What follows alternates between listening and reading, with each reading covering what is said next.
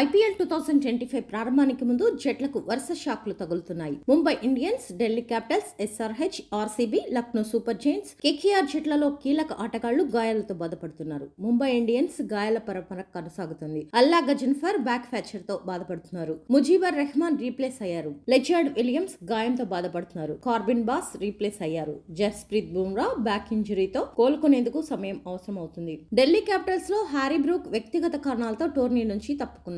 Mitchell Starc ankle ఇంజరీతో బాధపడుతున్నారు. KL Rahul కొన్ని మ్యాచ్లు మిస్ అయ్యే అవకాశం ఉంది. బ్రెడెన్ కార్సే గాయంతో, వయాన్ మల్టర్ రీప్లేస్ తో ఉన్నారు. ఆర్సీబీ జాస్ హజిల్వుడ్ గాయంతో బాధపడుతున్నారు. జాకబ్ బెతెలే ఆడే అవకాశంపై సందేహం ఉంది. మిగతా ఆటగాళ్ల పరిస్థితి ఇంతే. Lucknow super giants Mayank Yadav lower back ఇంజరీతో బాధపడుతున్నారు. కేకేఆర్ హెన్రీ నోకియా, ఉమ్రాన్ మాలిక్ గాయాలతో దూరం అయ్యారు. గుజరాత్ అండ్ పంజాబ్ కింగ్స్ లోనూ గాయాల సమస్యలు ఉన్నాయి. గాయాల కారణంగా జట్లు తలలు పట్టుకున్నాయి. త్వరలో మొదలయ్యే ఐపీఎల్ 2025 కు ఈ గాయాలు ఎంతవరకు ప్రభావం చూపిస్తాయో చూడాలి.